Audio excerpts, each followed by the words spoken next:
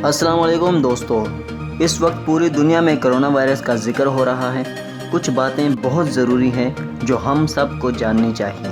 دوستو، اگر آپ لوگوں نے غور کیا ہو کہ اٹلی میں پہلا کیس 31 جنوری کو سامنے آیا تھا اور اس کے بعد ایک مہینے کے بعد وہاں 150 کیسز رپورٹ ہو چکے تھے اور آج وہاں 41,000 کنفرم کیسز موجود ہیں۔ مزید ویڈیو میں جانے سے پہلے اگر آپ ہمارے چینل پر نئے ہیں اور آپ نے ہمارے چینل کو سبسکرائب نہیں کیا تو برائے مہربانی ہماری حوصلہ افزائی کے لیے ہمارے چینل اردو سیکشن کو سبسکرائب کریں تاکہ ہماری ہر نئی آنے والی ویڈیو کی نوٹیفیکیشن سب سے پہلے آپ تک آسانی سے پہنچ سکیں۔ اور دوستو، جو ہمارے پاکستان میں پہلا کیس جو کنفرم ہوا وہ 26 فروری کو ہوا اور مارچ میں ہمارے پاس 450 کیسز سامنے آئے اور اس کے بعد پھر 3 ہفتوں میں اب تک 646 کیسز کنفرم ہو چکے ہیں۔ اگر ہم نے ابھی سے احتیاط نہ کی تو اللہ نہ کرے کہ مہینے کے بعد ہمارا گراف بھی اٹلی کے گراف کی طرح اوپر جانے لگے۔ دوستو، میں اس ویڈیو کے ذریعے آپ لوگوں سے یہ گزارش کرنا چاہتا ہوں کہ خدا کے لیے اس بات کو سیریس لیجئے۔ یہ بات اپنی جگہ بالکل ٹھیک ہے کہ حکومت بھی ان دنوں اس وائرس کو روکنے کے لیے اقدامات کر رہی ہے، لیکن کچھ نہ کچھ فرض تو ہمارا بھی بنتا ہے۔ میں مانتا ہوں کہ حکومت ہمارے لیے بہتر اقدامات کرے گی، لیکن انفرادی طور پر خدا کے لیے بالکل اپنے گھروں کے اندر محدود ہو جائیے اور بغیر ضرورت کے اپنے گھروں سے باہر جانا کم کیجیے۔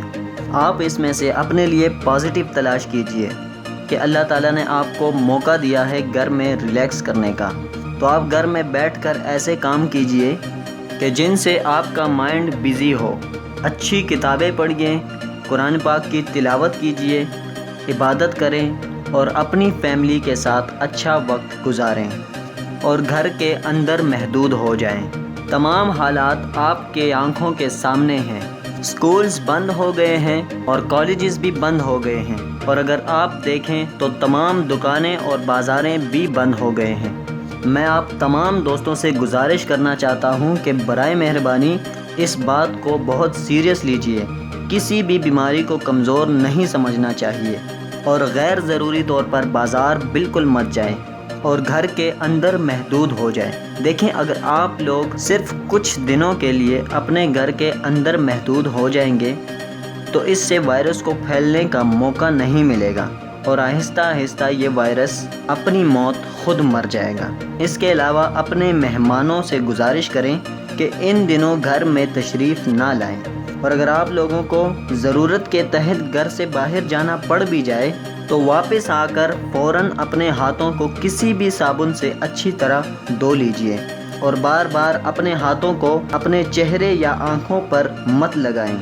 دوستو، ہمیں اللہ تعالیٰ کی ذات پر مکمل اعتبار ہونا چاہیے، مگر اللہ کے حکم کو پورا کرتے ہوئے مکمل طور پر احتیاط کرنی چاہیے۔ اور خدا کے لیے مہربانی کرے اپنے آپ کو اپنے گھروں میں محدود کیجیے۔ یہ بہت ضروری ہے اس وائرس کی وبا کو روکنے کے لیے۔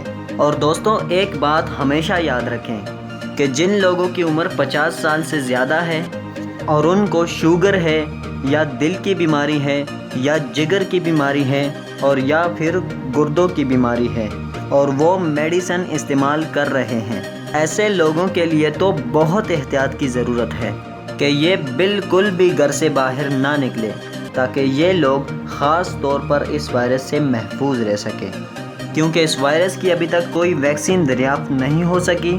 اسی لیے ہمیں ان ہدایات پر عمل کر کے اس وبا کو مزید پھیلنے سے روکنا ہوگا۔ دوستو، امید کرتا ہوں آپ لوگوں کو ہماری آج کی ویڈیو پسند آئی ہوگی۔ اگر آپ لوگوں کو ہماری آج کی ویڈیو پسند آئی ہے تو ہماری ویڈیو کو لائک کریں اور شیئر کریں اور کامنٹ سیکشن میں اپنی رائے کا اظہار ضرور کریں اور اردو سیکشن کو سبسکرائب کرنا مت بھولیں۔ تو دوستو، ملتے ہیں اگلی ویڈیو میں کسی نئے ٹاپک کے ساتھ۔ تب تک کے لیے اپنا ڈھیر سارا خیال رکھیں۔ اللہ حافظ۔